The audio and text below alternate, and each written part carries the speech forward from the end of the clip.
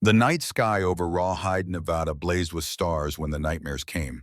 In a small room above Mrs. Holloway's boarding house, a woman jerked awake, her mouth open in a silent scream that never found voice.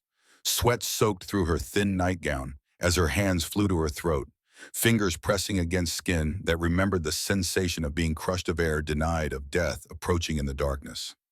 Catherine Hayes sat trembling in the pale moonlight, her breathing ragged and shallow. 6 months. 6 months of running, 6 months of looking over her shoulder, 6 months of believing that distance and new names could outrun the past. But every night when sleep finally claimed her exhausted body, Victor found her. In dreams, he always found her. She rose from the narrow bed, her legs unsteady, and moved to the window. The main street of Rawhide stretched below, quiet now in the small hours before dawn. Lamplight flickered in a few windows where miners prepared for early shifts. A dog barked somewhere in the distance. Normal sounds, safe sounds. Yet her heart hammered against her ribs like a trapped bird desperate for escape. The sleeve of her nightgown rode up as she gripped the window frame, revealing the scar that ran jagged along her forearm. She pulled the fabric down quickly, an automatic gesture born of 8 years of hiding evidence, of making excuses, of pretending that the man she married had not slowly transformed into her warden and executioner. Across town in the livery stable, another soul fought his own demons in the darkness. Samuel Garrett woke with his hand already wrapped around the grip of his Colt revolver, his cavalry-trained reflexes responding to threats that existed only in memory. His breathing came fast and hard as the images from Gettysburg faded, the screams of dying men giving way to the peaceful sounds of horses shifting in their stalls below. 11 years since that blood-soaked field. 11 years since he had watched his cavalry unit torn apart by artillery fire, since he had held his best friend James while life bled out through a wound no field surgeon could repair.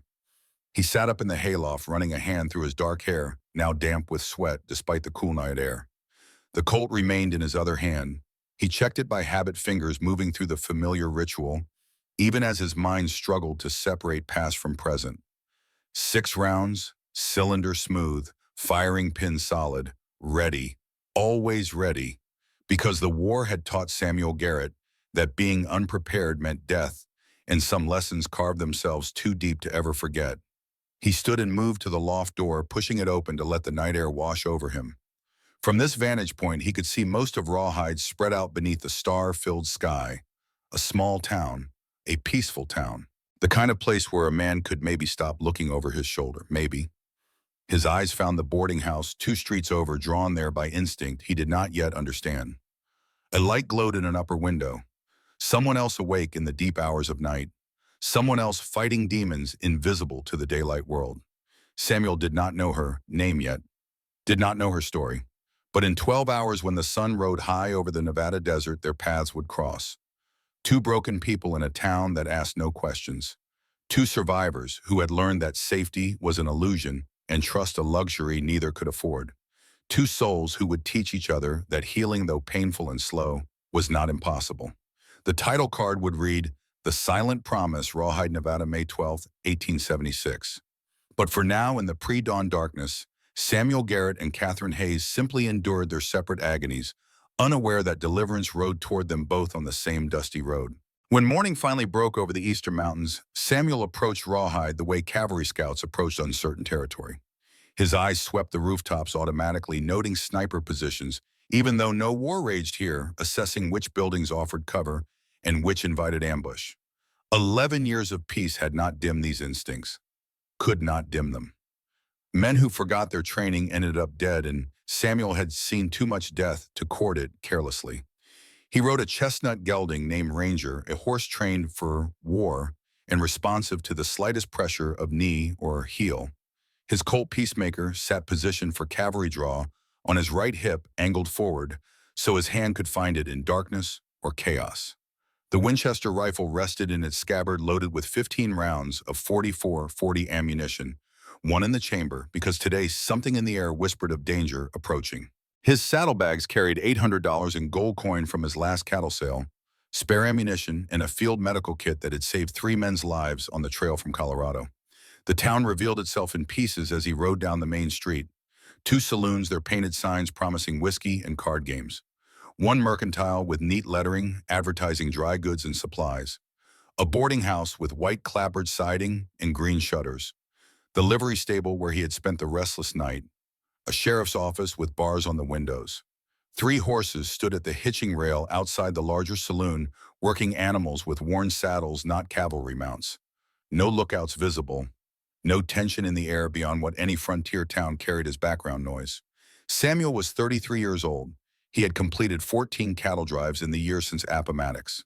2,200 head of cattle waited 12 miles east of town, watched over by 20 men who trusted him to negotiate the grazing rights that would let them push on to California.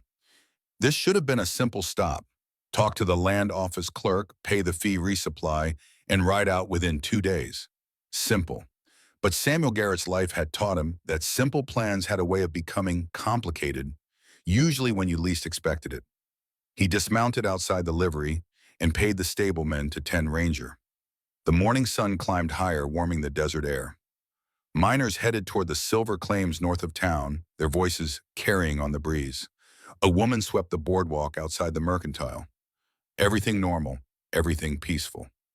Then he saw her. She stood outside the larger saloon, clutching a worn leather satchel against her body like a shield. But what stopped Samuel cold, what triggered every combat sense he possessed, was not the satchel or her travel-stained dress or even the obvious quality of her boots, despite their worn condition. It was her stillness. The world moved around her. Miners laughed and shoved each other in rough camaraderie. Piano music spilled from the saloon doors. Someone fired a pistol into the air in celebration of a card game won or a claim struck rich. Normal frontier chaos. And through it all, she stood perfectly motionless. Samuel had seen this before. In Soldiers After Artillery Barrages, the 1,000-yard stare, the learned stillness of prey trying desperately not to attract the predator's attention. The frozen response of someone whose nervous system had been taught through repeated trauma that movement meant pain, that drawing notice meant punishment. As if to confirm his assessment, 3 drunk miners burst through the saloon doors behind her. Harmless men, loud and clumsy with whiskey, but meaning no harm to anyone. A normal person would have turned, perhaps stepped aside, maybe smiled at their antics. The woman flinched as violently as if someone had struck her. Her free hand flew to her throat in a defensive gesture, so automatic it had clearly been rehearsed thousands of times. She stumbled backward, nearly falling against the hitching post, her face draining of color even from 40 yards away. That response had been trained into her. Someone had taught her to fear loud male voices. Someone had conditioned that terror so deeply that her body reacted before conscious thought could intervene. Samuel's cavalry training kicked in automatically. Distance 40 yards. Too far for conversation, but close enough to observe details. He cataloged information the way scouts cataloged enemy positions. Female, age approximately 25 to 27 years, height around 5'4". Dress made from quality silk blend fabric, but heavily stained from travel and torn at the hem. Boots, expensive Eastern manufacture, worn completely through at the sides from extensive walking. Posture suggested educated upbringing, but her shoulders hunched forward in permanent defensive crouch. Hands trembled visibly even at this distance. Eyes constantly scanning, never resting, always watching for threats. The satchel gripped with white-knuckled intensity, probably containing everything she owned. Conclusion, gentlewoman, running, recently, from someone who had hurt her badly enough to break something fundamental inside her. Samuel had planned to stable his horse, buy supplies, maybe get a whiskey and a bath before sleeping in a real bed for the first time in 2 weeks. The California drive would start soon. Eddie would have the men and cattle ready. Simple plan. But cavalry training had taught him another lesson. One his grandfather had drilled into him during the Mexican War stories of his youth: when you see someone in danger, you don't walk away. You don't assume someone else will help. You act. Because hesitation costs lives and the guilt of inaction cuts deeper than any saber wound. Besides, something about the way she stood there terrified and utterly alone, trying so desperately to be invisible while the world crashed around her, reminded him of himself after Gettysburg. Different trauma, same damage. Different war, same wounds. He crossed the street slowly, keeping his hands visible and his posture non-threatening. 8 feet away, he stopped, respecting the personal space that someone this frightened would need. He removed his hat in a gesture of Southern courtesy his mother had drilled into him before consumption took her life. "Ma'am," he said quietly, "pardon the intrusion, but you look like you could use some assistance." She spun toward him with such violence that her satchel swung out, nearly hitting the post. Her hand flew to her throat again, that automatic defensive gesture. Her eyes went wide, pupils dilated with fear. The lamplight from the saloon caught her wrist as she moved, revealing dark bruises in the unmistakable pattern of fingers. 4 fingers and a thumb. Someone had gripped her hard enough to leave marks that would take weeks to fade. Samuel's trained eye estimated the bruising as less than 2 weeks old, the edges still purple, rather than the yellow-green of older injuries.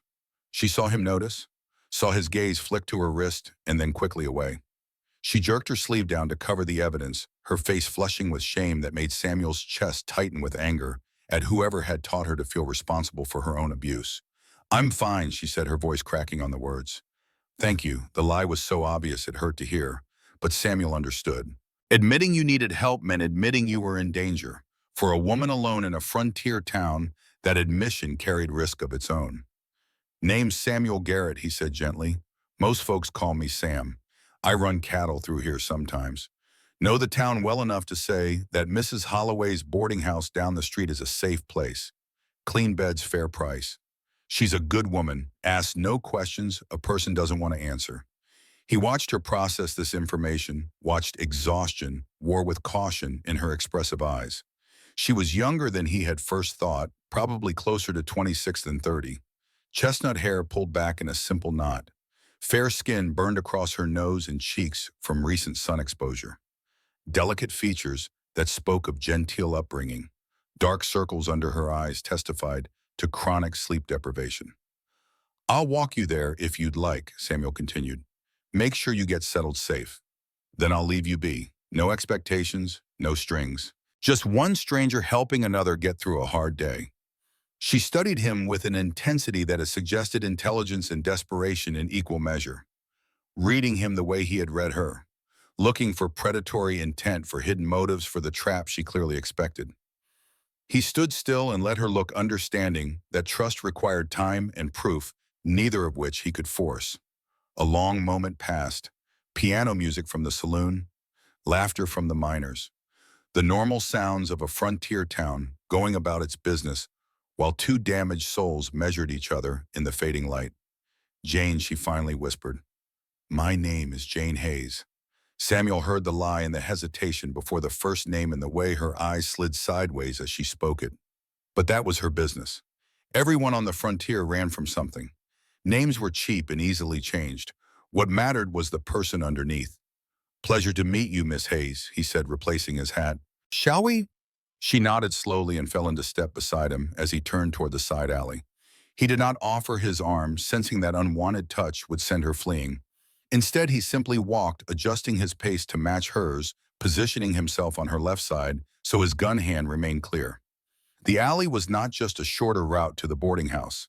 It was a tactical choice. Alleys offered cover from observation, reduced their exposure to anyone who might be watching for her. And Samuel's instincts, honed by 4 years of cavalry warfare, screamed that someone was indeed looking for this terrified woman. He walked slightly ahead of her, his body positioned to encounter any threat first.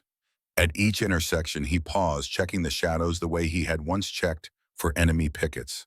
Old habits, useful habits, habits that kept men breathing when carelessness got them killed. She followed without question, which told him something important she recognized. Competence when she saw it.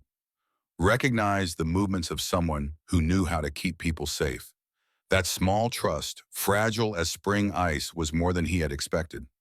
Mrs. Holloway's boarding house rose before them, white clapboard gleaming in the lamplight, green shutters neatly painted. The porch swept clean of dust. The smell of fresh baked bread drifted through the open windows. Warm light spilled onto the street, promising sanctuary. Samuel knocked, and Mrs. Holloway answered, her gray hair tucked under a nightcap, her shrewd blue eyes taking in the scene with the practiced assessment of a woman who had run a boarding house for 3 decades and seen every variety of human desperation. "Mr. Garrett," she said with genuine warmth, "didn't expect to see you until next month with the herd." "Evening, Mrs. Holloway," Samuel replied. "Change of plans." This is Miss Hayes. She's in need of a room for the night." Mrs. Holloway's gaze shifted to the woman beside him, and Samuel watched as her expression cycled through surprise, recognition, and compassion in the span of a heartbeat. The older woman had seen this before, had recognized the signs, the expensive clothes worn ragged from desperate travel, the exhaustion that went bone deep, the fear that made every shadow threatening, the bruises barely hidden, the trembling hands, the defeated posture of someone who had been broken systematically over years until they no longer believed safety existed anywhere. "Of course, dear Mrs. Holloway," said her voice gentling in the way mothers speak to frightened children. "Come in. I have a lovely room in the back. Quiet, away from the street noise. Very private. $2 includes breakfast. Eggs, bacon fresh biscuits with honey." The woman who called herself Jane Hayes reached into a hidden pocket sewn into the inner seam of her skirt. The needlework was professional, designed specifically for concealing valuables. Someone had taught her to prepare for flight, to keep resources hidden where searching hands would not find them easily. She counted out coins with fingers that remained steady through sheer force of will, though Samuel saw the tremor she fought to suppress. Mrs. Holloway accepted the payment and then did something unexpected. She reached out and gently squeezed the younger woman's hand. "You're safe here, child," she said quietly, the words carrying weight that came from absolute conviction. "I give you my word. Nothing and no one will harm you under my roof."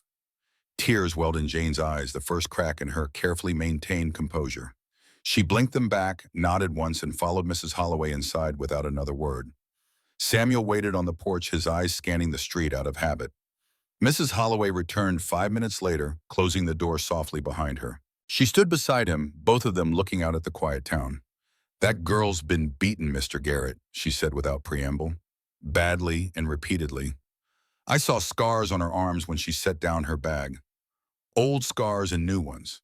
The kind that come from years of someone teaching lessons with their fists." Samuel's jaw tightened, but he said nothing. "You planning to help her?" Mrs. Holloway asked. "Planning to make sure she's safe," he replied. "Beyond that, it's her choice." The older woman studied his profile in the lamplight. "You're a good man, Samuel. Your mother raised you right." "My mother's been dead 11 years, ma'am," Samuel said quietly. "But I appreciate the thought." He tipped his hat and descended the porch steps. But he did not head for the livery. Instead, he found a position at the end of the street where shadows provided concealment and sightlines gave him a clear view of the boarding house. He rolled a cigarette, lit it, and settled in. He told himself he was simply checking the area for potential threats. Told himself it was just cavalry caution, the habits of a scout who had survived by being thorough.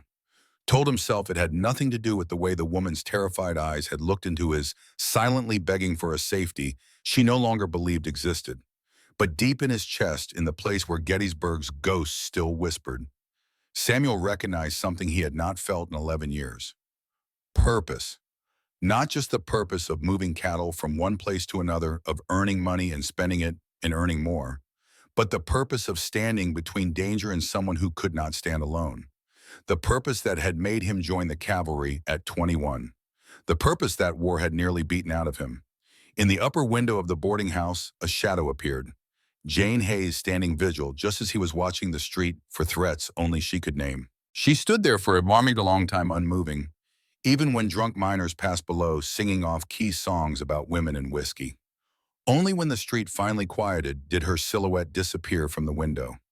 Samuel remained at his post until dawn touched the eastern mountains. Eddie Wilkins found him there, emerging from the deeper shadows with the quiet step of a man who had learned stealth in the same war that had taught Samuel to scan rooftops. "Boss Eddie," said, his voice carrying only as far as it needed to. "Thought you were negotiating land rights." "Already done," Samuel replied. "Jenkins at the land office made it easy. $50 for 2 weeks grazing on the northern range. Water rights included." Eddie followed his friend's gaze to the boarding house window where Jane Hayes had kept her vigil. "So why are you standing the watch in an alley instead of sleeping, making sure someone can rest safe tonight?" Eddie studied Samuel's face, reading the tension in his shoulders, the way his hand never strayed far from his Colt's grip, the exhaustion that came from fighting nightmares instead of surrendering to sleep. "She must be something special," Eddie observed. "She's terrified," Samuel said flatly. "The same way I was after Gettysburg. When I couldn't close my eyes without seeing blood and hearing men scream for help I couldn't give them. When every loud noise sent me diving for cover. When I thought the fear would kill me before any bullet could. He turned to look at his friend and foreman, the man who had pulled him out of a whiskey bottle in the dark months after the war, who had given him work on a cattle drive when Samuel could barely function, who had stood beside him through 14 drives and every variety of hardship the West could conjure. Someone helped me then, Samuel said quietly. Gave me work when I was half crazy with it. Gave me purpose beyond just surviving. Figure I can do the same for her. This going to delay the California run? Eddie asked. Maybe, Samuel admitted. Probably. Eddie sighed but nodded. She better be worth it, boss. Samuel looked back at the now dark window where a frightened woman slept or tried to sleep, or more likely lay awake fighting demons only she could see. She's worth it, he said with certainty he could not explain. When morning came, Samuel prepared himself with the ritual that had kept him alive through 4 years of war and 11 years on the frontier. He woke in the livery loft where he had paid the stableman 25 cents for sleeping space, and his hand found the Colt before his eyes fully opened. The weapons check came first. Always first. Men who neglected their tools died because of that neglect. He unloaded the Colt, counting each of the 6 rounds as he removed them.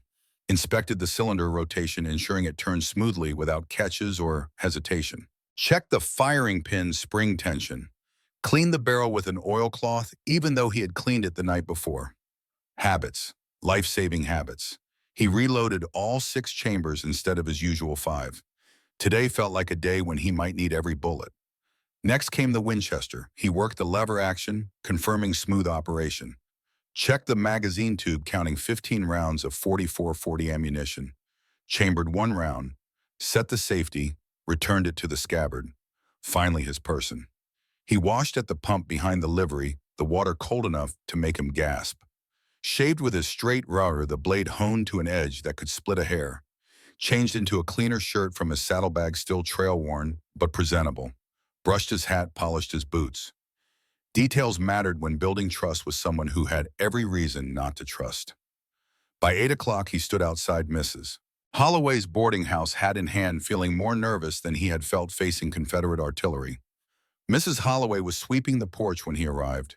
She glanced up and something like approval crossed her weathered face. She's in the back garden, the older woman said before Samuel could ask. Barely touched breakfast, 3 bites of eggs, half a biscuit. Whatever's haunting that child has stolen her appetite along with her peace. Samuel found his way to the small garden behind the house. Apple trees provided shade. A weathered bench sat beneath the largest tree. And there, staring at nothing while morning light painted the world gold around her, sat the woman who called herself Jane Hayes. Daylight revealed what darkness had hidden. She was younger than Samuel had estimated, probably 26 at most. Her chestnut hair, pulled back, simply caught red highlights in the sun. The sunburn across her nose and cheeks testified to recent days of hard travel. Her hands clasped in her lap so tightly the knuckles showed white, trembled with exhaustion or fear, or both. But it was her eyes that struck him. Brown eyes that should have been warm, that should have smiled easily, that should have held the confidence of an educated woman secure in her place in the world. Instead, they held the flat wariness of a beaten dog that had learned to expect the boot. Samuel deliberately scuffed his boot against the gravel path, announcing his presence without startling her. Her head snapped up anyway, hand flying to her throat in that now familiar defensive gesture. But recognition followed quickly, and with it came a fractional relaxation of her rigid posture. "Morning, Miss Hayes," Samuel said gently. "Thought I'd check if you needed anything." She took a breath, visibly composing herself. "That's very kind, Mr. Garrett, but unnecessary. I'm quite capable of looking after myself." The words carried the defiant pride of someone who had been forced to prove that capability over and over. Samuel heard the truth beneath the defiance. She had been looking after herself, probably with no help and no respite, for longer than her strength could sustain. "Never doubted your capability, ma'am," he replied, "just offering neighborly assistance in a strange town." Her eyes studied him properly for the first time in daylight, reading the weathered lines that sun and wind had carved into his face. The kind expression in eyes that had seen too much death. The cavalry bearing protective but not aggressive. The clean clothes despite trail dust. The hat held respectfully in work-roughened hands. Do you live in Rawhide, Mr. Garrett, she asked. No, ma'am. Just passing through with cattle. Trail boss. Got 20 men and 2,200 head camped about 12 miles east of town. Heading to California once we finish here. A cowboy, then. The words carried no disdain, just simple assessment. Trail boss Samuel corrected with a slight smile. Though I've been cowboy soldier and just about everything else a man can be to make his way in this world. Her expression shifted subtly. The war you fought, yes, ma'am. Confederate cavalry. Not something I generally advertise in a Union state. What she said next surprised him. My father said there were no wrong sides in war, only men doing what they believed was right. He respected that courage even when he disagreed with the cause. It was the first statement she had made that carried no fear, no defensiveness, just a daughter's memory of her father's wisdom. Samuel felt something ease in his chest.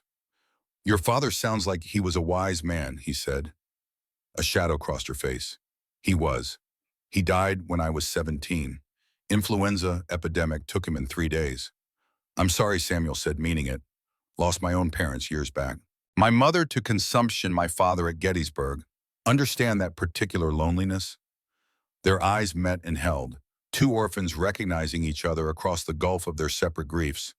A connection forged not from romantic attraction, but from the shared understanding of what it meant to be alone in a world that offered no guarantees. Miss Hayes, Samuel said carefully, would you permit me to buy you breakfast at Lahey's Cafe? The biscuits there are worth the entire trip to Rawhide, and I'd welcome the company. She hesitated, and Samuel watched her internal debate play across her face. Exhaustion and isolation arguing for acceptance. Caution and learned fear arguing against it. He waited without pressure, letting her choose. Finally, she nodded. I would like that, Mr. Garrett. Thank you. They walked to Lahey's Cafe side by side, Sam matching his longer stride to her pace. He noted how she checked over her shoulder every 20 paces, how she tensed when men approached on the street, how she positioned herself to keep buildings between herself and open spaces where she would be visible and exposed. When they reached the cafe, Samuel moved ahead and secured a corner table before Jane could request it. Back to the wall so she could see the entire room. Window view of the street so she could monitor approaches.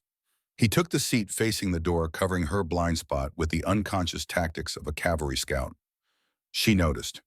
He saw a recognition flash in her eyes as she settled into the chair, her shoulders dropping slightly as she realized he had understood her need without forcing her to articulate it. Lahey Wilson emerged from the kitchen, her ample frame wrapped in a flour-dusted apron, her round face breaking into a warm smile at the sight of Samuel.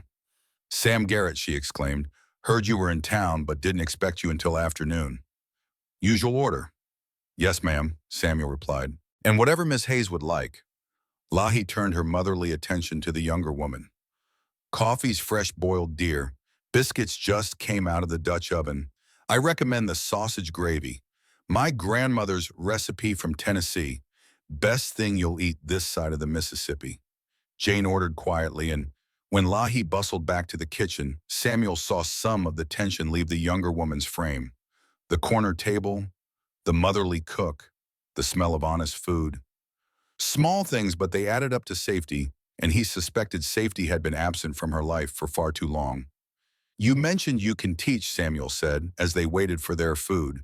What subjects? Jane's face brightened with the first real animation he had seen. Literature, composition, mathematics through calculus, Latin, French, some Greek. My father believed in thorough education, especially for women.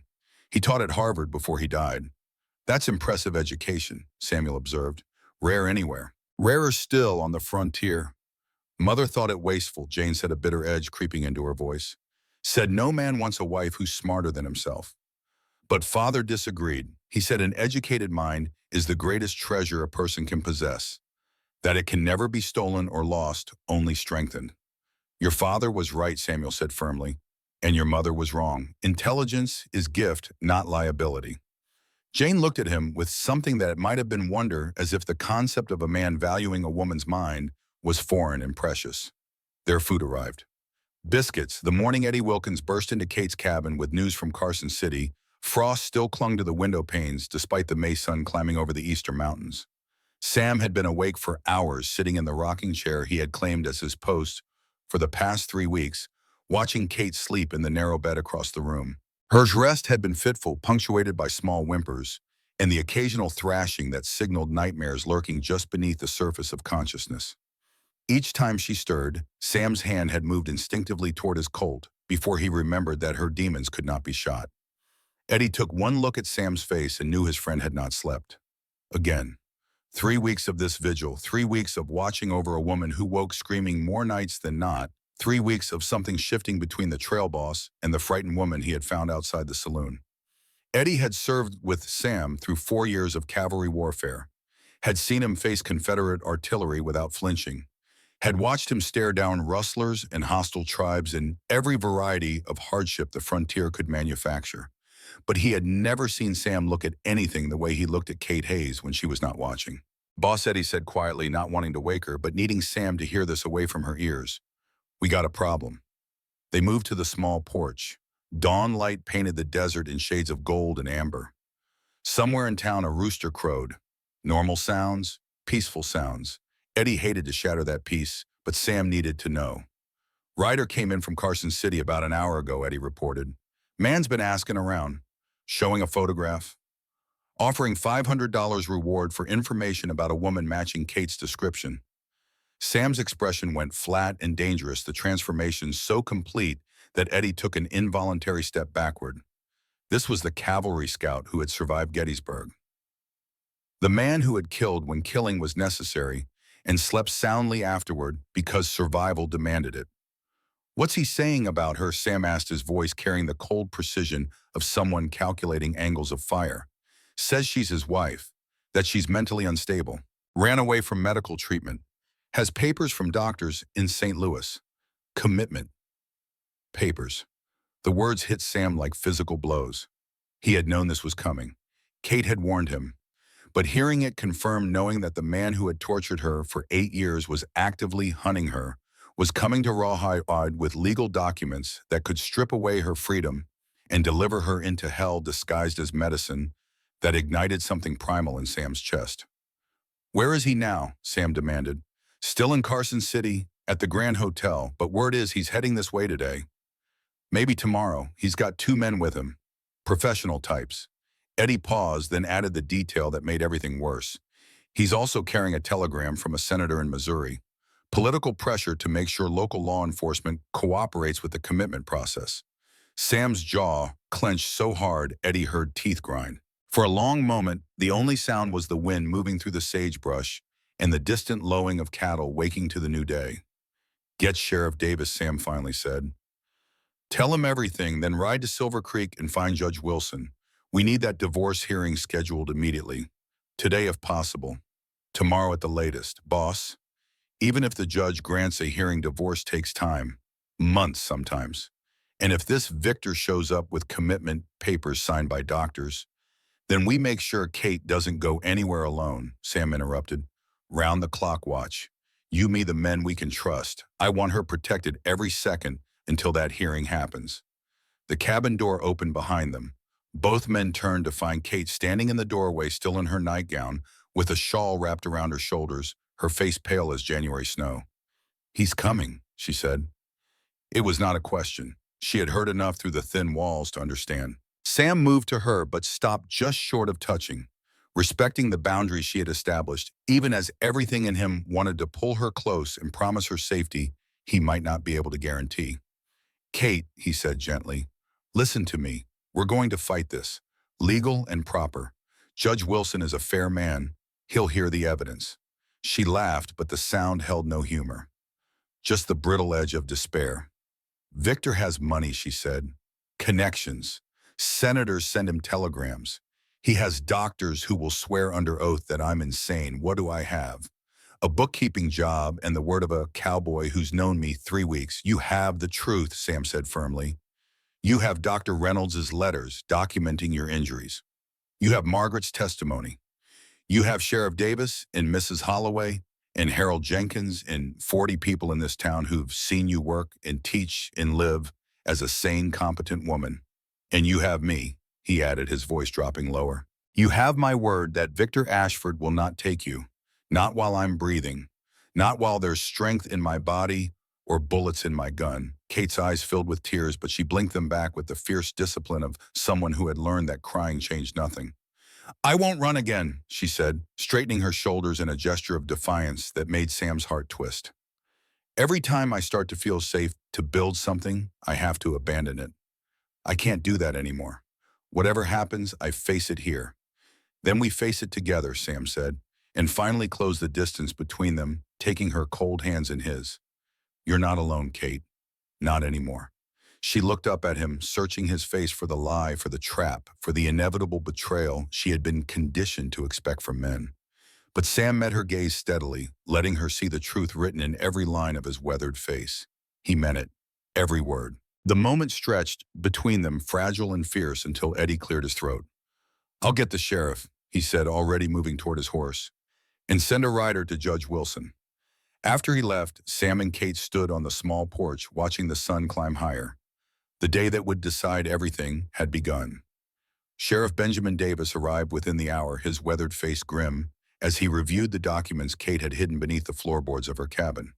Dr. Reynolds' letters describing broken bones and mysterious injuries. Kate's diary with its careful accounting of dates and incidents.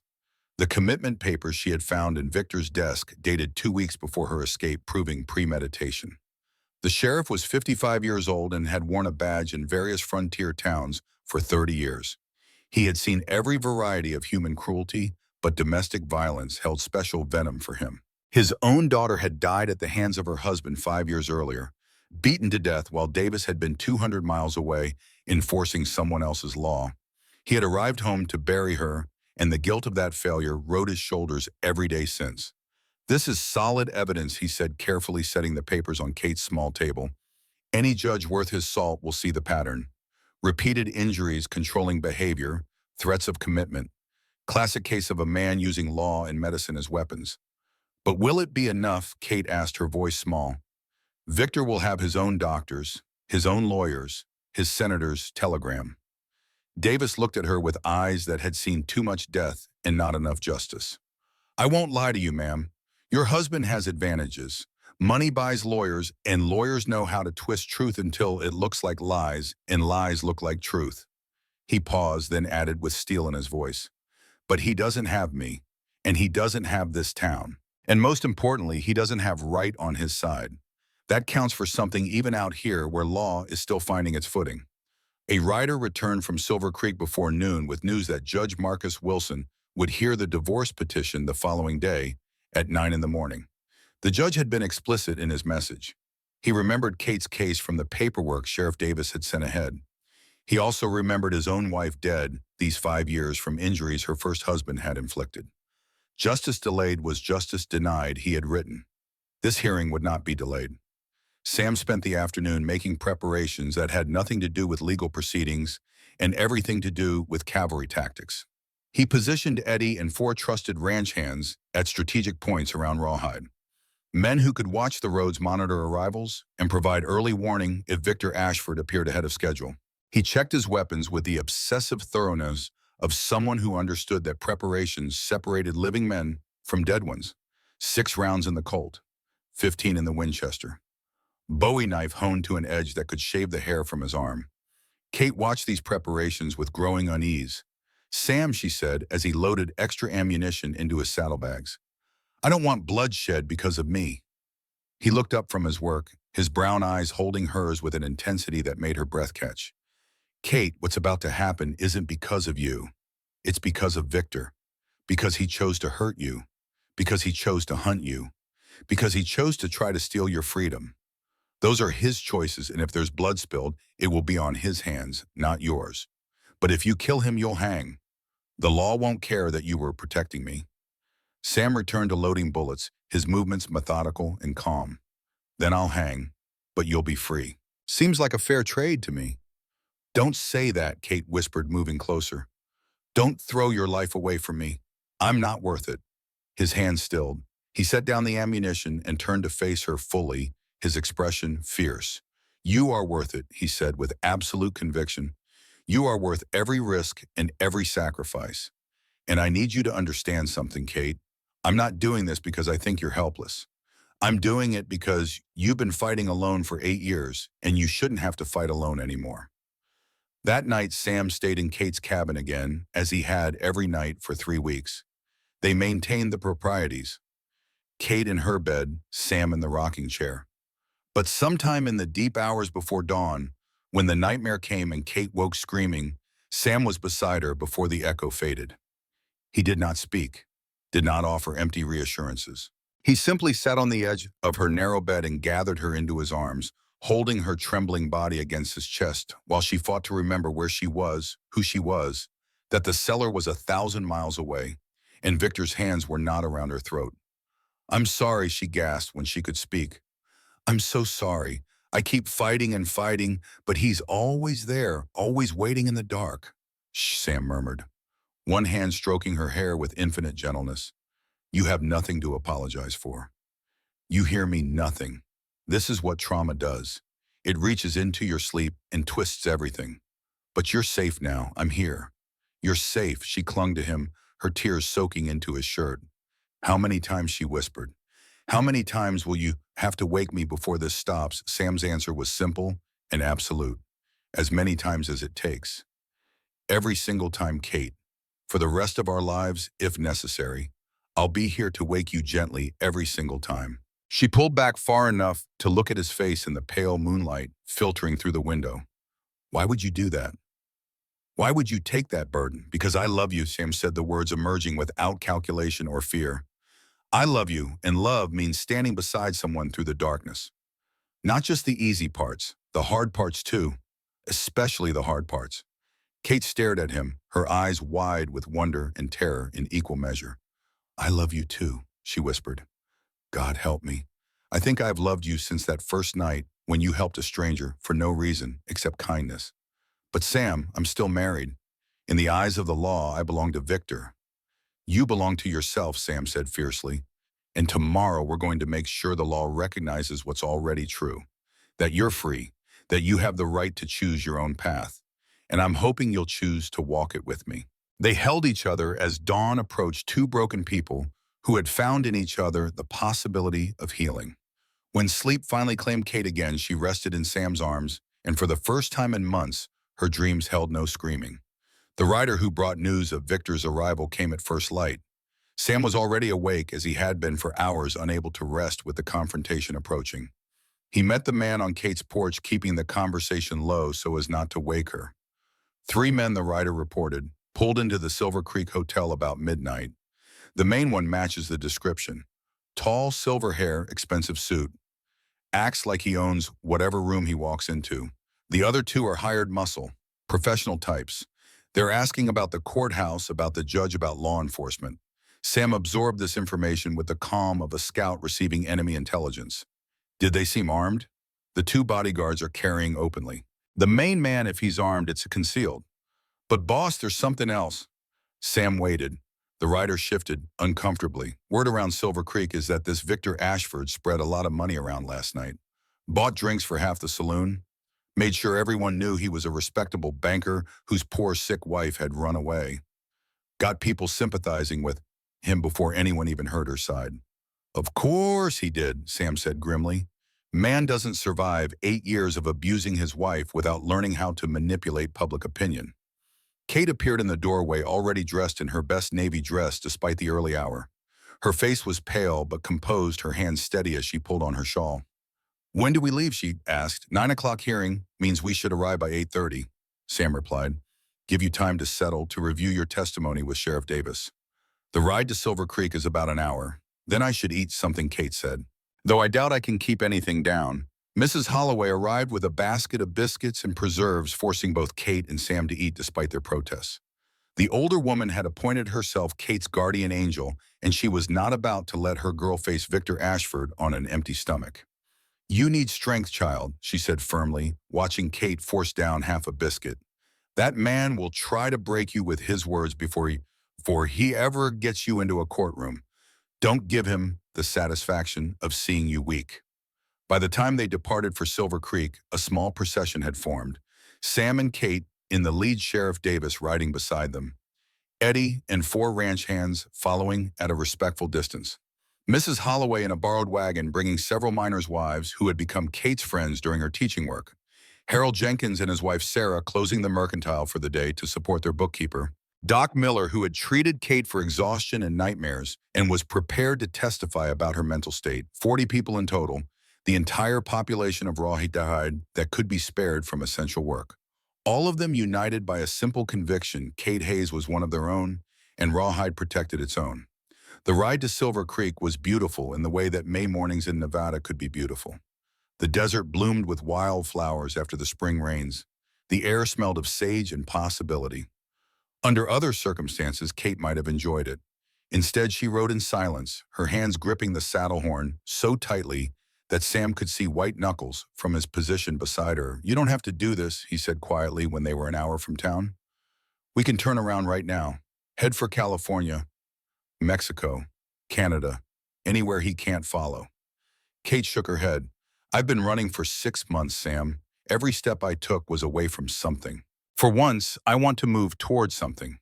Toward freedom. Toward a life I choose. Even if it means facing him." Sam nodded, understanding the courage that required. He had faced enemy cavalry charges that terrified him less than the thought of Kate standing in the same room as the man who had nearly destroyed her. But this was her battle to fight. He could only stand beside her and make sure she knew she was not alone. Silver Creek appeared in the distance, larger than Rawhide, more established. The courthouse sat at the end of the main street, a two-story brick building that represented law and order on the frontier. Outside it, a crowd had already gathered. Sam's cavalry instincts cataloged the scene in seconds. 3 horses at the hitching rail, expensive animals, well-fed, probably rented from the best stable in town. 3 men on the courthouse steps, one tall and distinguished-looking, silver-streaked, dark hair, impeccable suit. The other 2 younger, harder hands resting near holstered pistols. And surrounding them, a newspaper reporter with notepads, several well-dressed men who had the look of lawyers and a growing crowd of curious townspeople drawn by the spectacle. Victor had turned this into theater, a public performance designed to humiliate Kate before the hearing even began.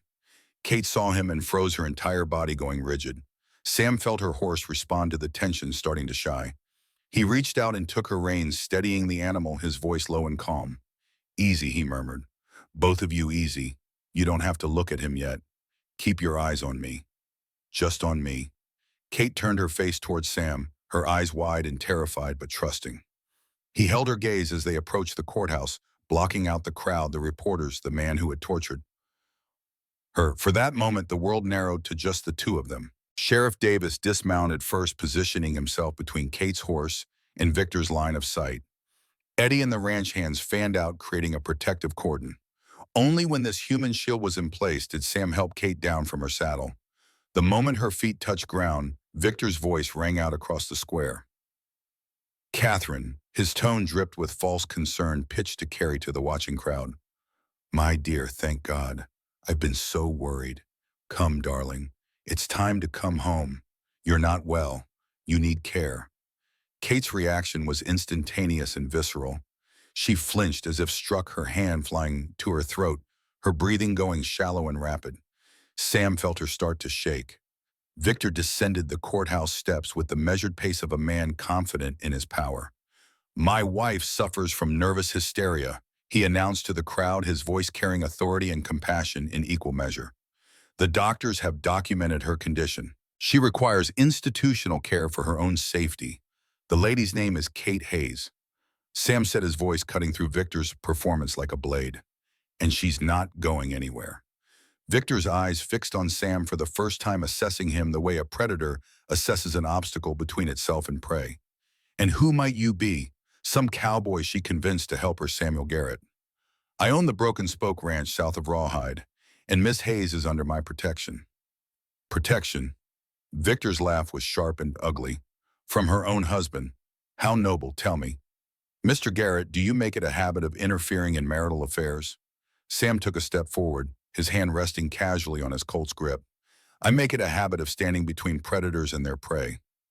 Whether that predator wears a suit or rides with outlaws makes no difference to me."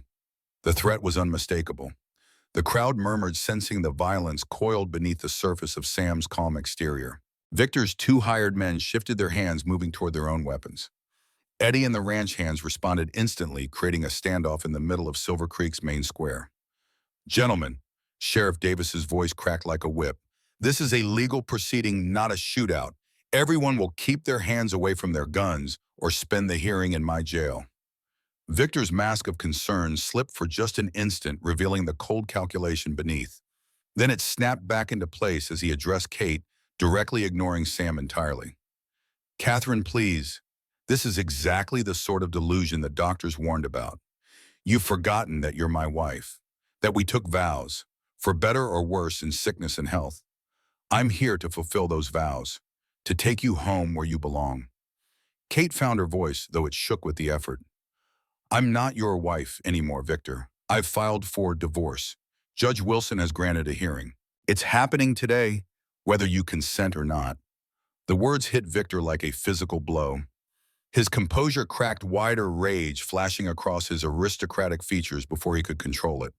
He pulled papers from his coat pocket with hands that trembled slightly. "These are commitment papers," he said, his voice hardening.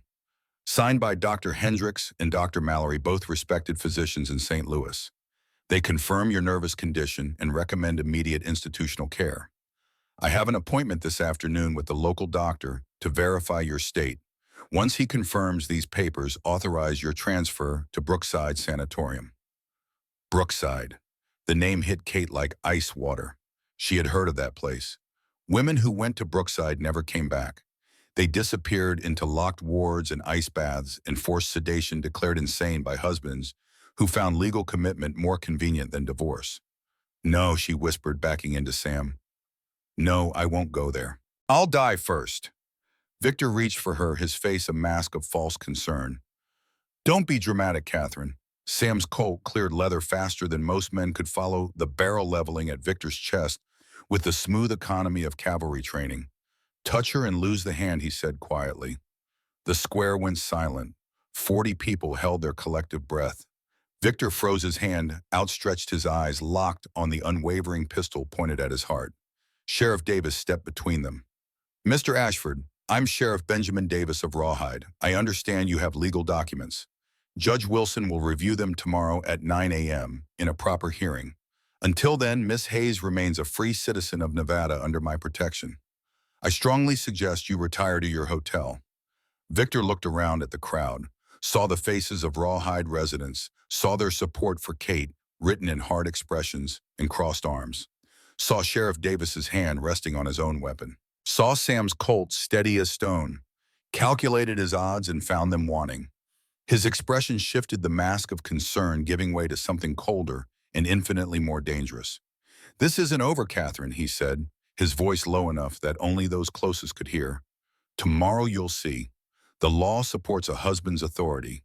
And when you're in Brookside, when you're locked in that quiet room with the nice doctors who will help you understand your place, you'll remember this moment. You'll remember choosing this cowboy over your rightful husband, and you'll regret it every day for the rest of your miserable life."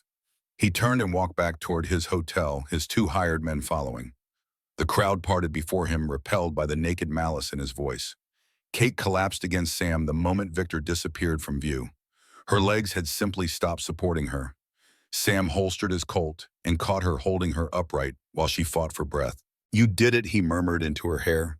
"You faced him. You stood your ground. You were magnificent." But Kate was shaking so hard that her teeth chattered.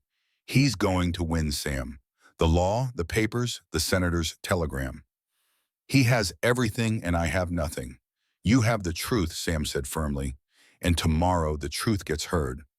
That night, Sam convinced Kate to eat something, though she managed only a few bites of the meal Mrs. Holloway prepared. They stayed at the Silver Creek boarding house, Sam in the room next door, with the connecting door left open so he could hear if she woke. Sheriff Davis posted deputies in the hallway. Eddie and the ranch hands took shifts watching the street.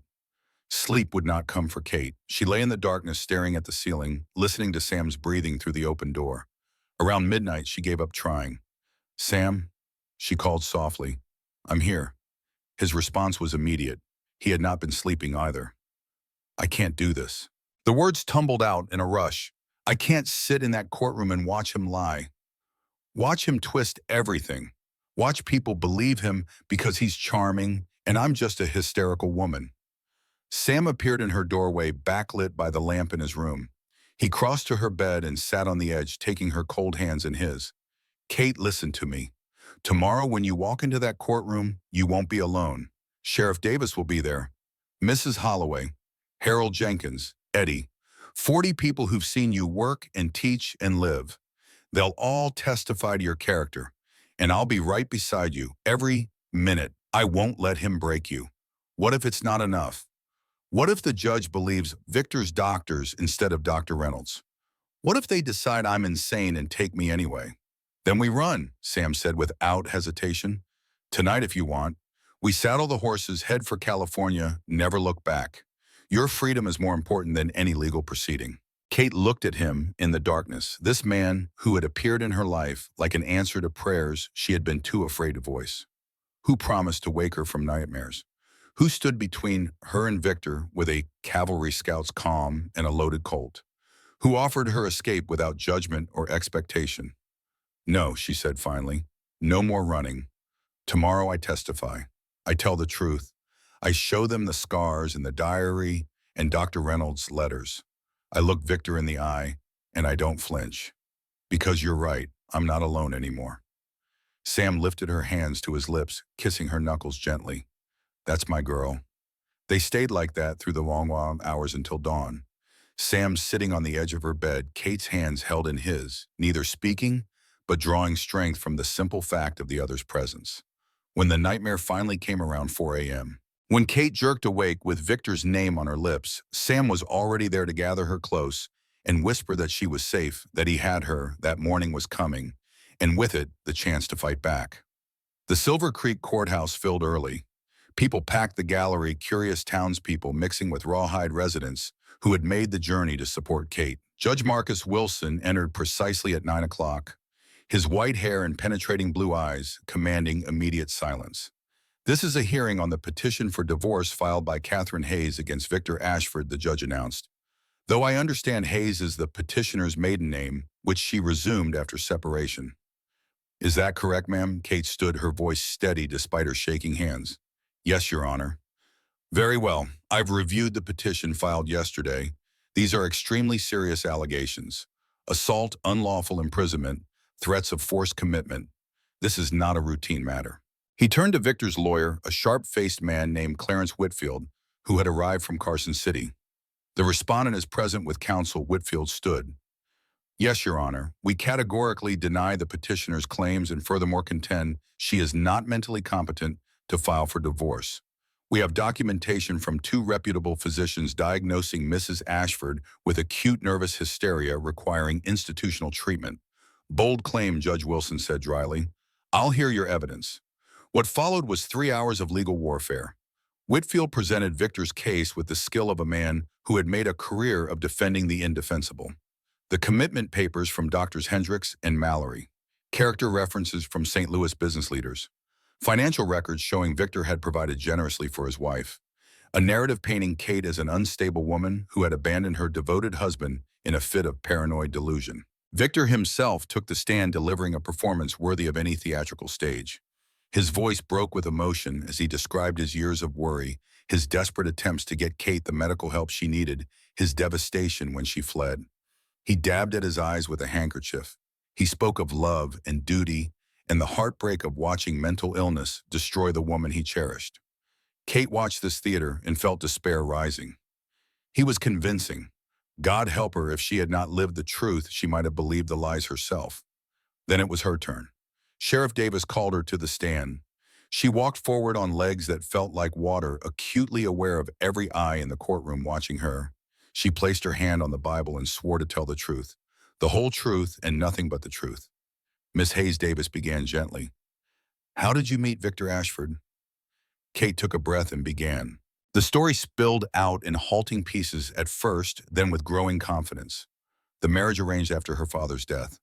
The gradual transformation from attentive husband to controlling jailer. The first time he hit her. The broken wrist. The cracked ribs. The riding crop. The 3 days locked in the cellar with no food and only water he brought when he remembered. She showed the courtroom her scars. The jagged line on her forearm from the letter opener. The faint white marks on her back from the riding crop. The finger-shaped bruises on her wrists that had finally faded but could be seen in the photographs Doc Miller had taken weeks earlier. She presented Dr. Reynolds's letters, each one carefully worded, but documenting a pattern of mysterious injuries over years. She read entries from her diary dates and incidents laid out with the precision of someone who had learned to document her own abuse because no one would believe her without proof. When Whitfield cross-examined her, he was merciless. He questioned every detail, suggested she had injured herself, implied she was making false accusations to escape a marriage she simply found inconvenient. He held up the commitment papers and asked if she was aware that 2 licensed physicians had diagnosed her as mentally unstable. Kate's voice shook but did not break.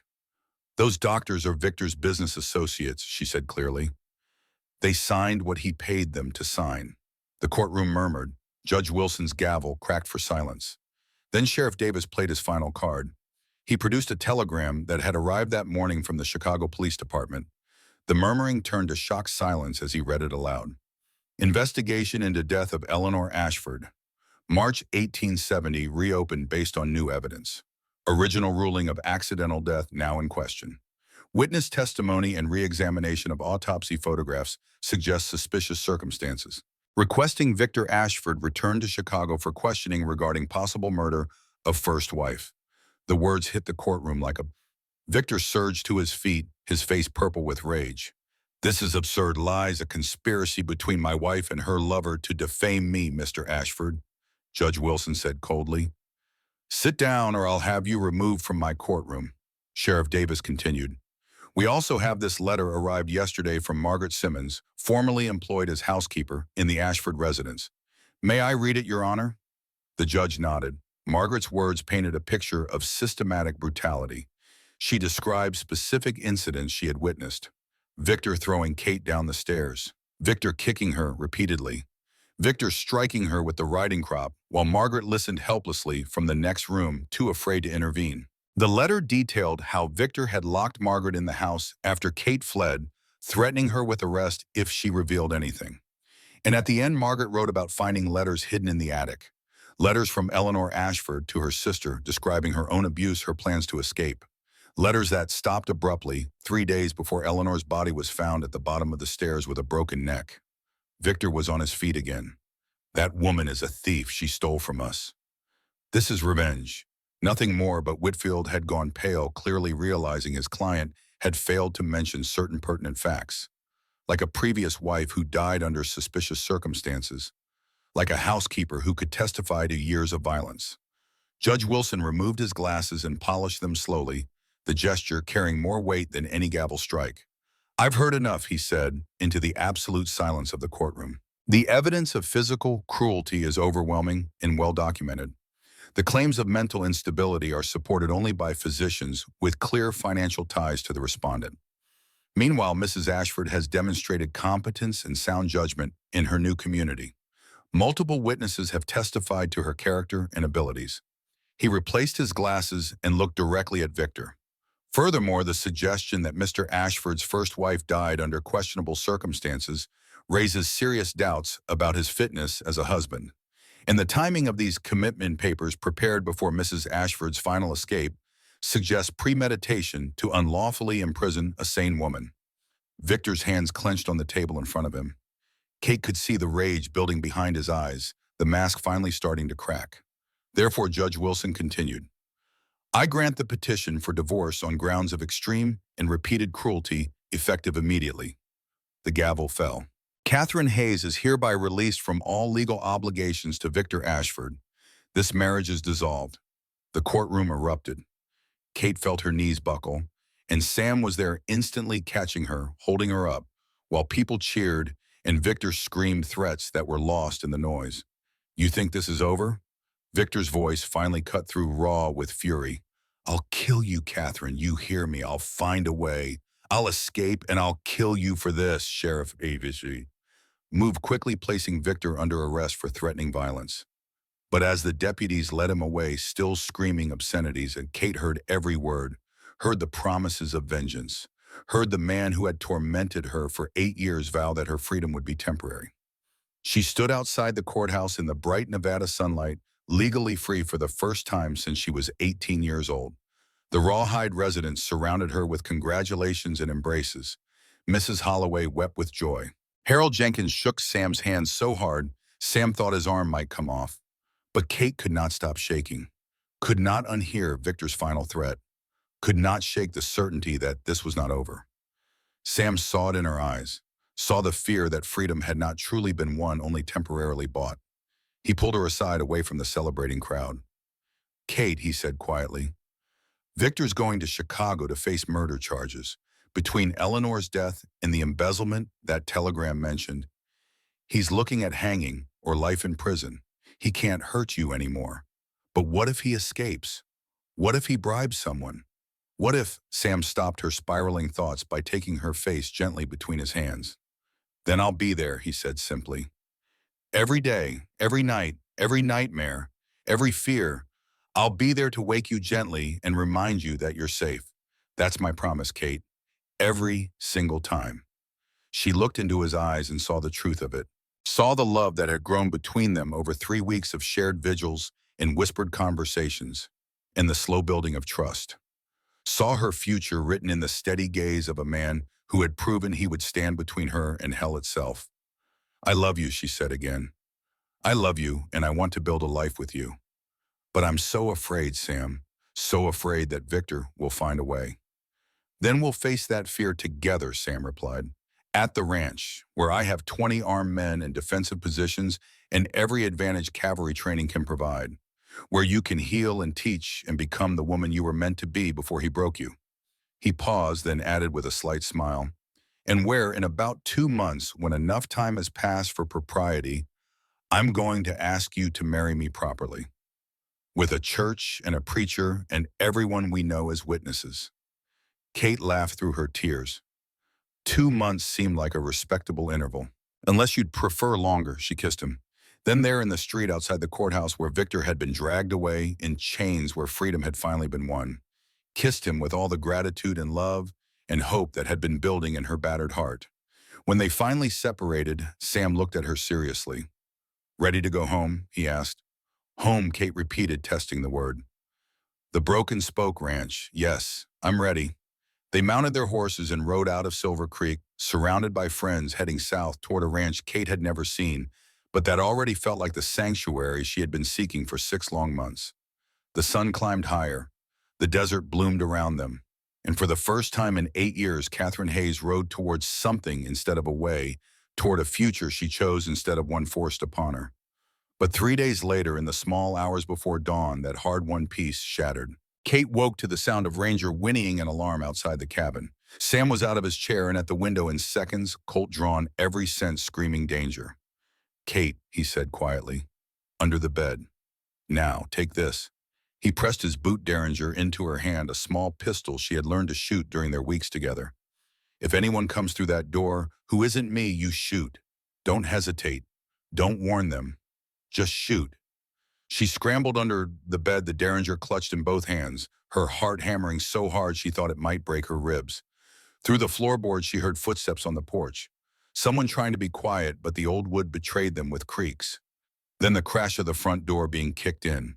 Sam moved like the cavalry scout he had been, taking position behind the door, letting the first intruder rush past before pistol whipping him with brutal efficiency.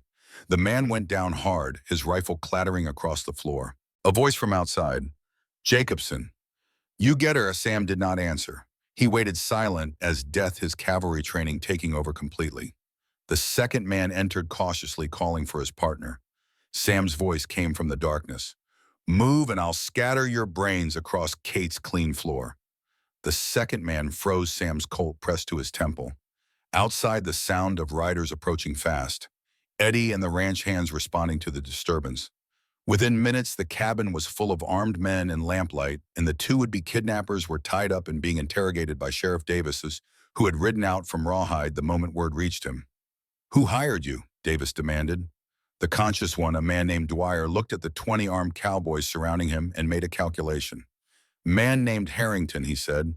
"Paid us $1,000. Said to make it look like suicide. The woman was supposed to kill herself out of guilt. That's what he wanted it to look like."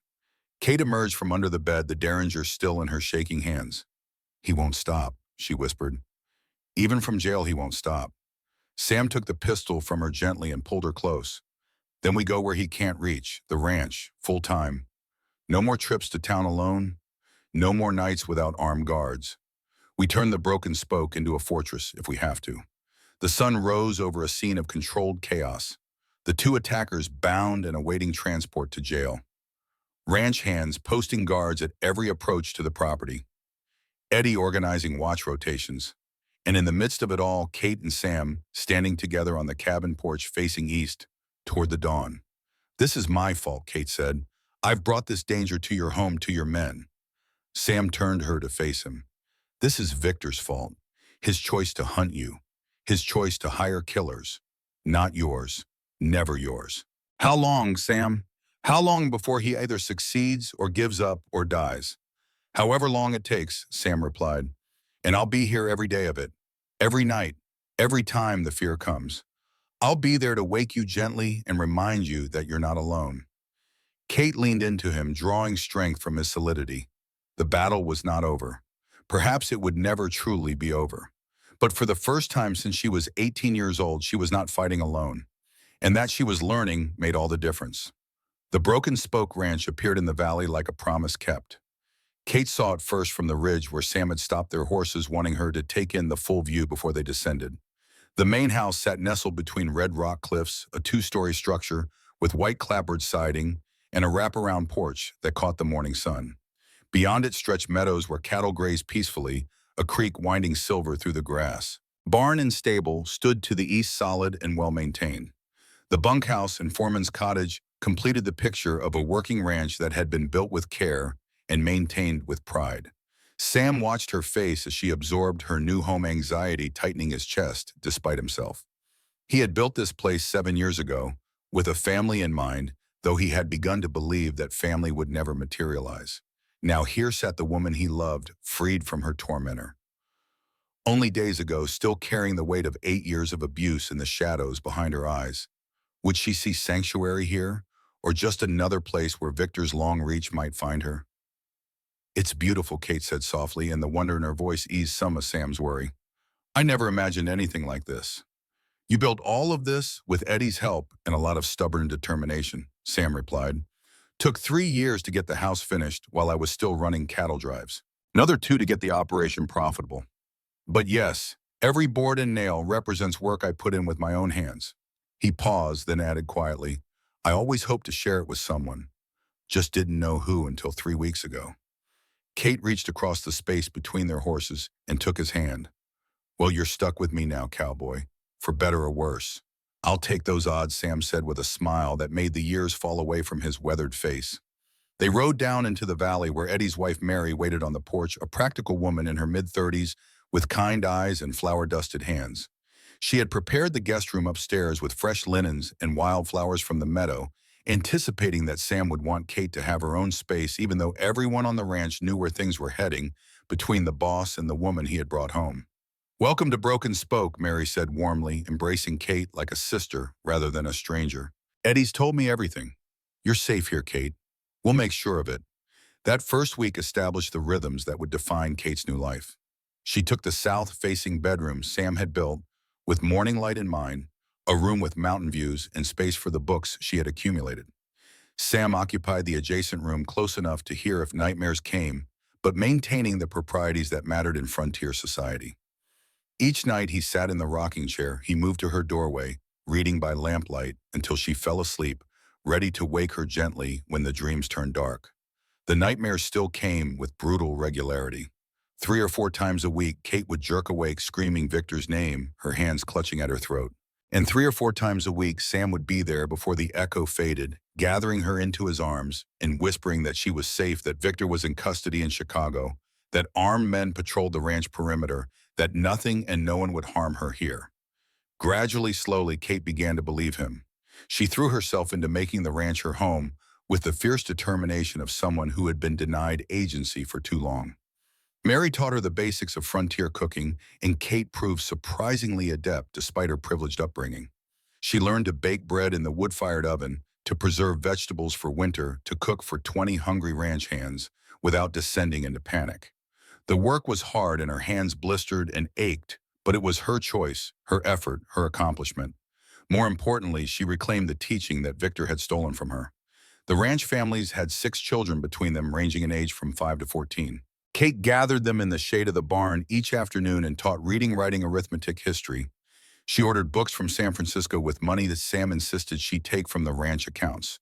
Within a month, word had spread to neighboring ranches, and families were riding 10 miles each way to give their children access to learning that simply did not exist this far from established towns.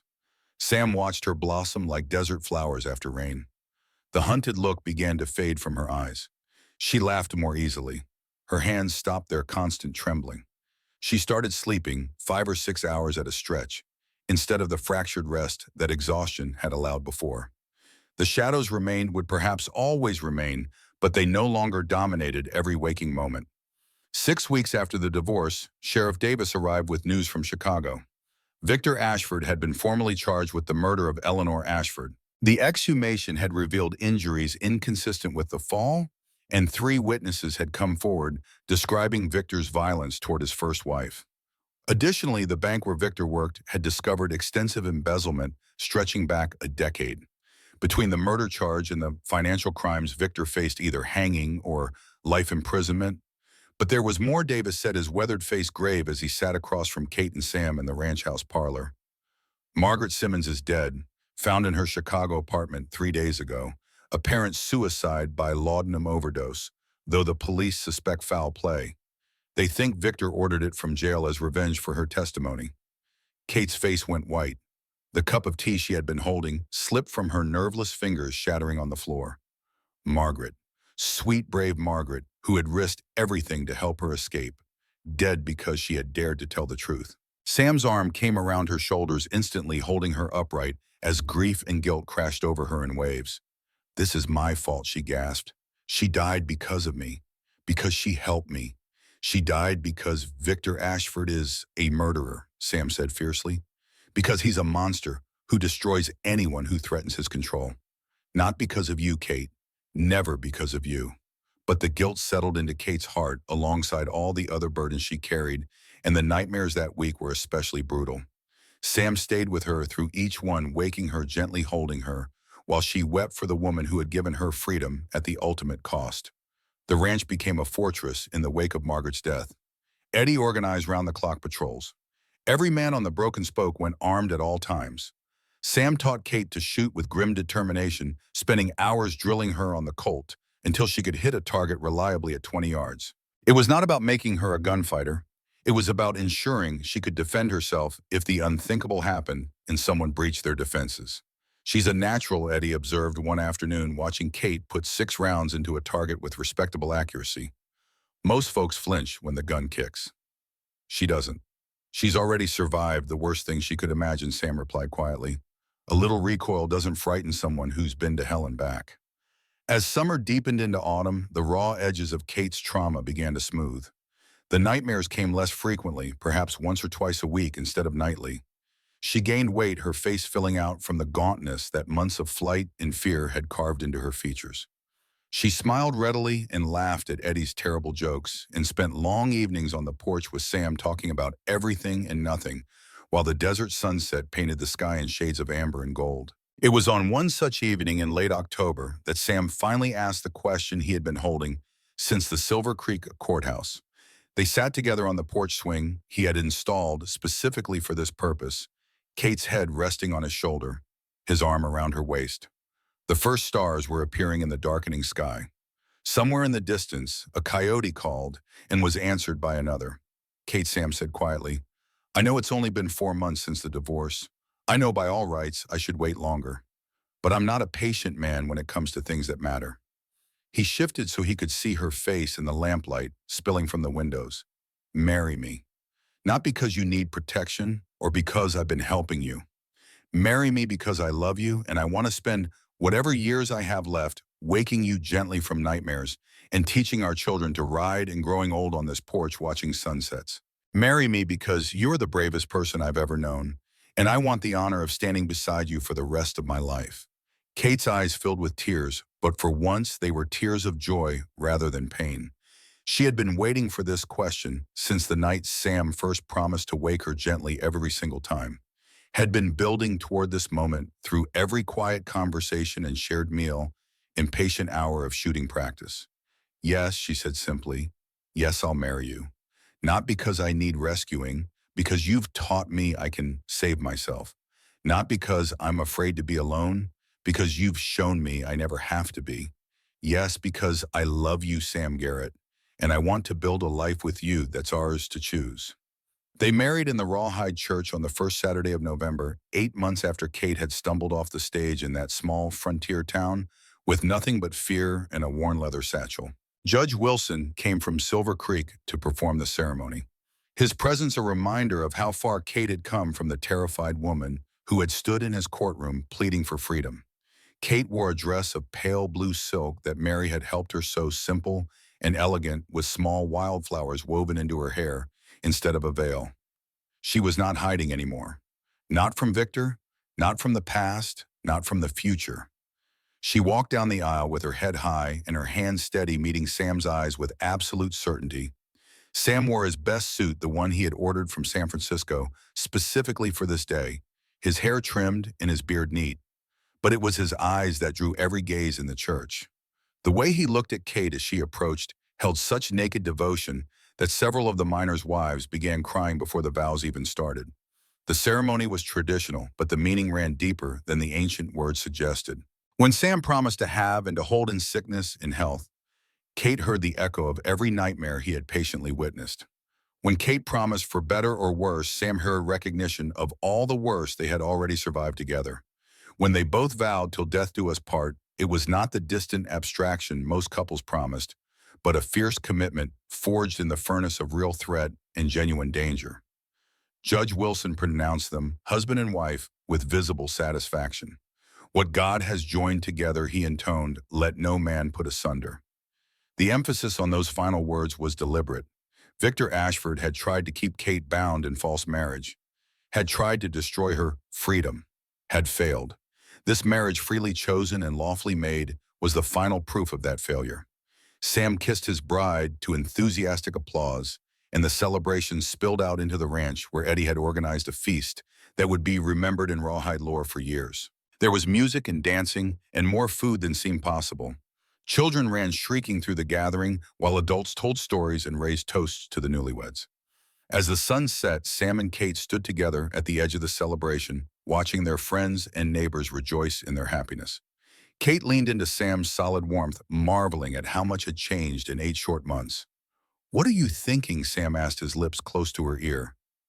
"That I'm grateful," Kate replied, "for Mrs. Holloway who took me in, for Sheriff Davis who believed me, for Eddie who watched over us both, for Mary who taught me I could build a home, for Judge Wilson who granted me freedom, and most of all for you, Sam Garrett, for seeing past the broken woman outside the saloon to the person I could become." "You were never broken," Sam said firmly. "Wounded, yes. Hurt, badly. But not broken. Broken things can't heal, and you've been healing since the day you chose to fight instead of run." The celebration continued late into the night, but eventually Sam and Kate slipped away to the ranch house where a new chapter of their lives awaited. For the first time they entered Sam's bedroom together as husband and wife, and what transpired there was tender and patient and utterly unlike anything Kate had known in 8 years of marriage to Victor. Sam took his time reading every hesitation in her body, stopping when she tensed, proceeding only when she relaxed. He murmured constant reassurance and gave her absolute control to say yes or no, or wait, or stop. What began in gentleness ended in passionate connection. Two people who had saved each other, discovering the profound intimacy of freely given trust. Afterward, lying in Sam's arms in the big bed he had built, hoping someday to share it with someone who mattered, Kate whispered the words that had been building in her heart. "I never knew it could be like this. So beautiful, so safe, so right." Sam kissed her forehead, his arms tightening around her. "This is how it should have been from the beginning, how it will be from now on. You have my word." They fell asleep together for the first time as husband and wife, and when the nightmare came near dawn, Sam woke her gently, just as he had promised, holding her through the fear until morning light reminded her where she was and who she was, and that she was finally irrevocably safe. The months that followed established the patterns that would define their marriage. Sam rose before dawn to work the ranch, but always returned by evening to share supper with Kate and whatever ranch families chose to join them. Kate taught her expanding school each afternoon, and the Broken Spoke Academy, as it came to be known, grew to include nearly 30 students from ranches within a day's ride. The nightmares continued, but with diminishing frequency. By Christmas, they came perhaps twice a week. By spring, once a week, if that. Each time Sam kept his promise waking, Kate gently holding her until the terror passed, never complaining about lost sleep or the burden of her trauma. In late March, Kate realized she was pregnant. The discovery filled her with equal parts joy and terror. Victor had blamed her for their childlessness, had used it as another excuse for violence, had called her barren and worthless. Now the proof of his lie grew within her, but so too did fear that she would somehow fail at this as well. Sam's response when she told him was everything she needed. He lifted her into his arms and spun her around the kitchen while Mary laughed and Eddie pounded his back in congratulation. Then he set her down gently, his hands framing her face, his eyes shining with unshed tears. "You're carrying our child," he said with wonder. "Our son or daughter. Kate, this is the greatest gift you could give me. But what if I can't? What if the doctors were right and I'm not able to carry to term? What if something goes wrong?" Sam's expression turned fierce. Those doctors were Victor's paid liars. They said what he paid them to say. And even if there are difficulties, we face them together. "You're not alone in this, Kate. Not for one moment." Doc Miller confirmed the pregnancy and pronounced Kate healthy and strong. The baby would arrive in early December if his calculations were correct. Kate bloomed with impending motherhood, despite her fears, her body changing in ways that filled her with awe and occasional terror. Sam became even more protective than before, insisting she rest more and work less. Kate rolled her eyes at his hovering, but secretly loved the attention, loved having someone care about her welfare without ulterior motive or hidden threat. The months passed in relative peace. News from Chicago arrived sporadically.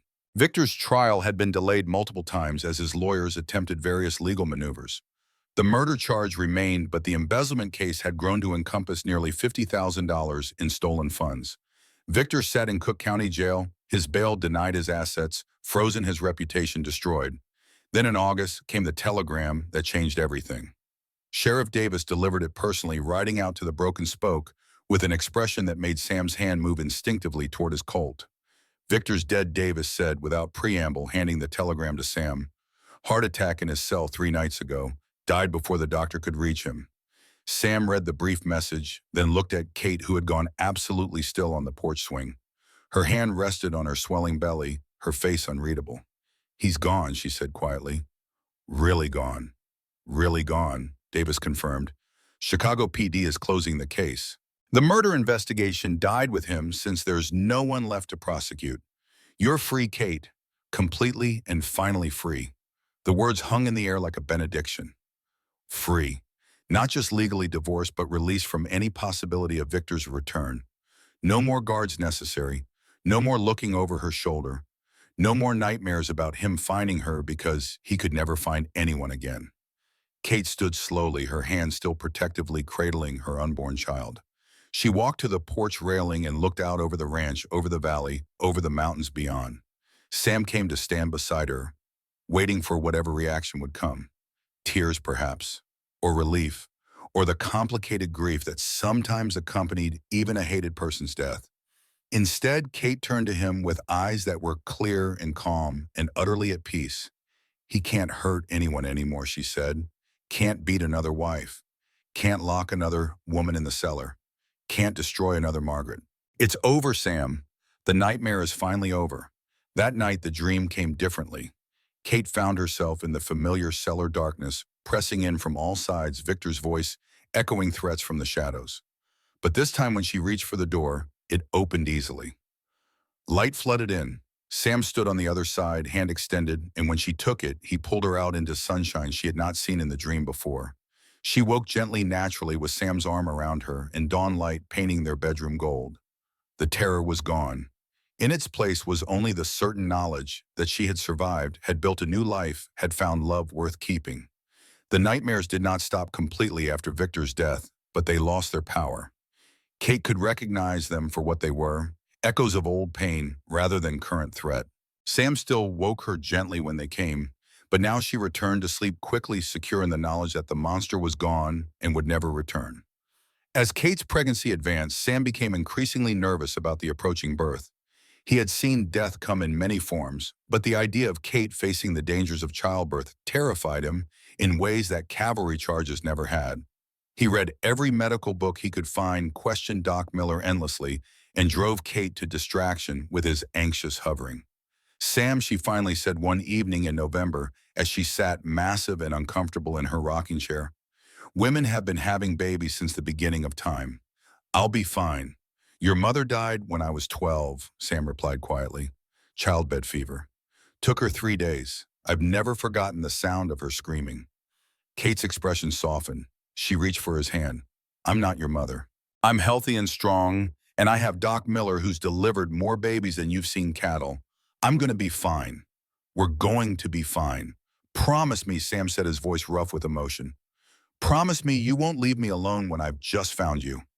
I promise I'll fight with everything I have to stay with you and our child. That's the only promise I can make, and it's the truth. It would have to be enough." Labor began on a cold December morning with the first contractions waking Kate before dawn.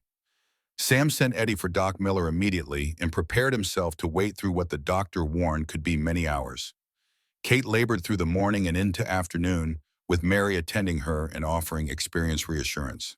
Sam paced the porch despite the cold, unable to sit still, unable to do anything useful, reduced to the helplessness every husband felt when his wife fought the oldest battle. Afternoon stretched toward evening. The contractions grew stronger and closer together. Kate's cries of pain carried through the ranch house walls, and each one drove a spike through Sam's heart. Finally, near 8 o'clock, Doc Miller emerged from the bedroom looking tired but satisfied. "You have a son," he announced. "Healthy boy with good lungs, and your wife is fine. Exhausted but fine." Sam was inside and up the stairs before the doctor finished speaking. He burst into the bedroom to find Kate propped against pillows, her hair damp with sweat, her face flushed with exhaustion, holding a small bundle wrapped in soft blankets. She looked up as he entered and smiled with such radiant joy that Sam felt his eyes burn with tears. "Come meet your son," she said softly. Sam crossed to the bed as if walking on sacred ground.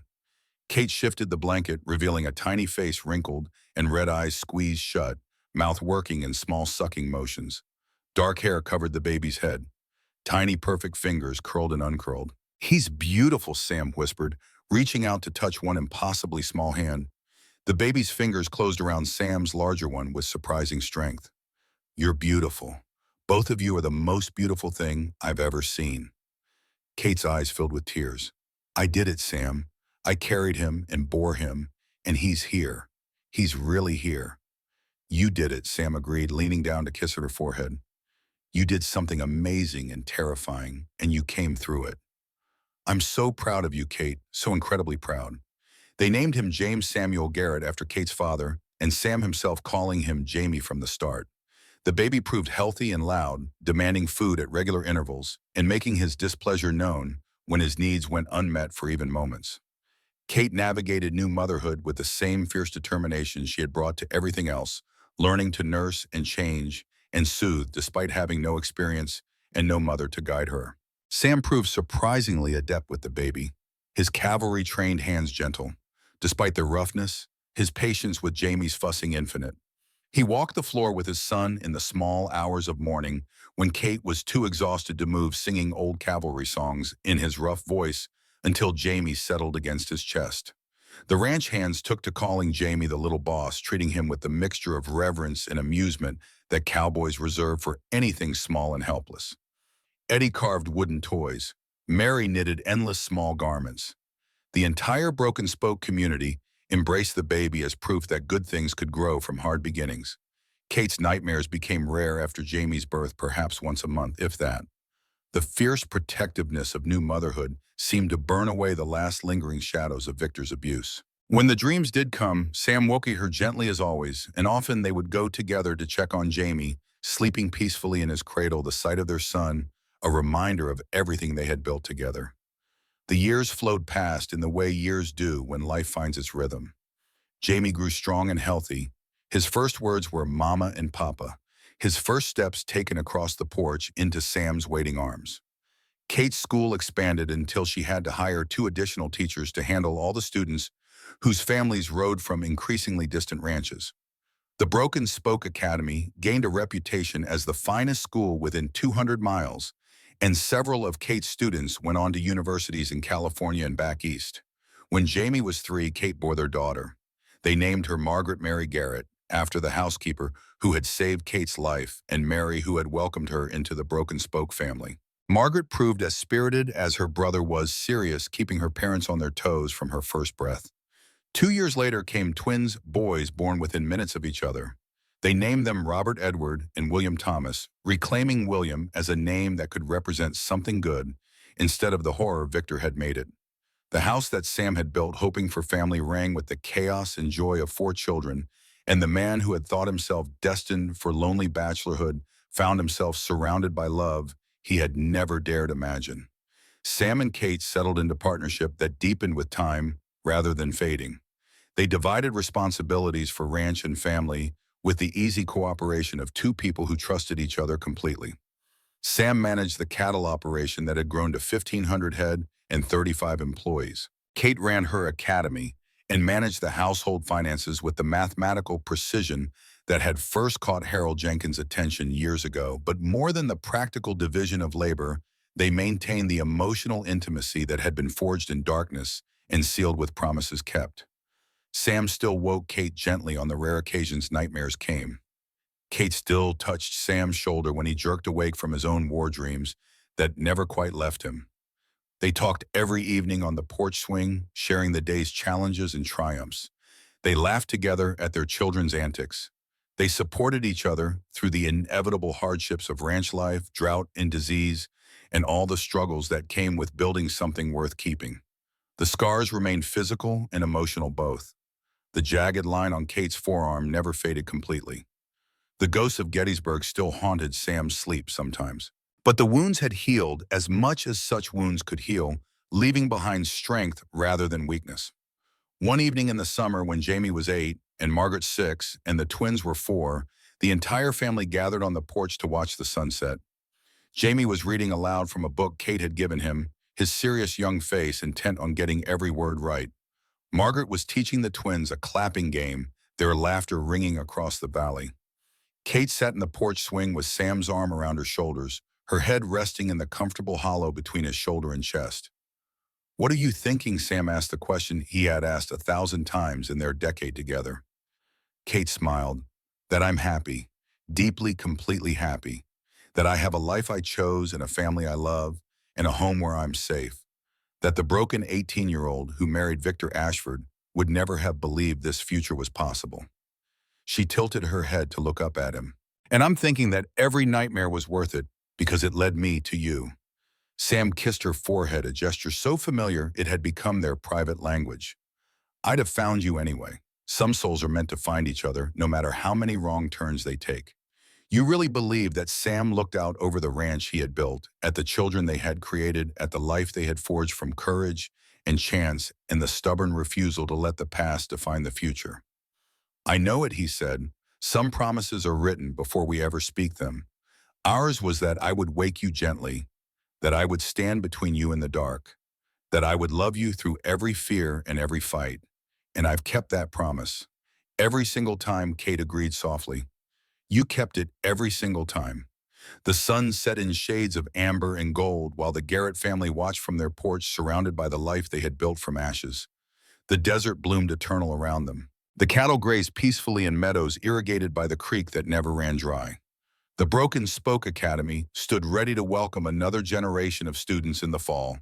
And in the house that Sam had built, hoping for exactly this, 4 children would eventually sleep safe and warm while their parents kept watch as they had kept watch every night since a terrified woman and a war-worn man had found each other in a small frontier town and decided that broken things could heal if given enough love and time. The nightmares came only rarely now, perhaps twice a year. And when they did, Sam was always there to wake Kate gently, to hold her through the fading fear, to remind her that Victor was long dead and his power over her had died with him. She would rest her head against his chest and listen to the steady rhythm of his heart and know beyond doubt that she was safe, that she was loved, that she had survived the unsurvivable and built something beautiful from the ruins. Years later, when their children were grown with families of their own, when grandchildren ran shrieking through the ranch house that had grown with the family, when Sam's hair had gone completely gray and Kate's chestnut locks carried silver threads, they would still sit on that porch swing in the evening, watching the sun paint the desert in fire. Jamie, now a respected rancher himself, brought his own son to visit one summer evening. The boy, 7 years old and earnest, asked his grandfather about the scar on his grandmother's arm that she had never quite explained. Kate looked at Sam, a question in her eyes. Sam nodded slightly. Their grandson was old enough to understand some truths, old enough to learn that courage looked like more than cavalry charges and gunfights. That scar, Kate began, is from a very dark time in my life. When I was young, I married a man who hurt me very badly. For many years, I thought I would never escape. But then I found the courage to run. And I ended up in a little town called Rawhide, where your grandfather was passing through with cattle. She took Sam's hand, their fingers intertwining with the unconscious ease of decades together. He helped me when I had nothing and no one. He stood beside me when I had to fight for my freedom. And when the nightmares came, as they did almost every night for years, he was always there to wake me gently and remind me I was safe. The boy looked at his grandfather with new respect. "You saved Grandma." Sam shook his head. "Your grandmother saved herself. I just made sure she didn't have to do it alone. That's what love is, Jamie. Not rescuing someone, standing beside them while they find their own strength." Kate leaned her head against Sam's shoulder, the gesture as natural as breathing. "We saved each other," she corrected. "I was broken and he was lonely, and together we built something neither of us could have built alone." The boy absorbed this, his young mind working through complexities beyond his years. "Does Grandma still have nightmares?" "Sometimes," Kate admitted, "not often anymore. But when they come, your grandfather still wakes me gently, just like he promised he would, every single time." The sun set over the Broken Spoke Ranch, over the family that had grown from terror and hope in equal measure, over the life that Kate and Sam had built, through stubborn faith that tomorrow could be better than yesterday. The scars remained a permanent record of battles fought and survived, but they were only part of the story now, not the whole story. The whole story included children and grandchildren, included a thriving academy, and a prosperous ranch, included sunset after sunset watched from a porch swing built for two. And it included the promise that Sam had made and kept for over 30 years. The promise that no matter how dark the night became, no matter how fierce the demons, he would be there to wake Kate gently every single time for the rest of their lives. Some promises are too important to break. Some loves are too deep to fail. Some souls are meant to find each other despite everything that stands between them. Kate and Sam had learned these truths the hard way through fear and flight and the painful work of healing. But they had learned them thoroughly, and then they had built a life on that foundation of hard-won wisdom. The last rays of sunlight painted the valley gold as the Garrett family gathered, 3 generations united by love, and the stories of how that love had triumphed over darkness. And somewhere in the gathering dusk, if you listened closely, you could almost hear the whisper of a promise kept faithfully through decades. "I'll wake you gently every single time for the rest of our lives."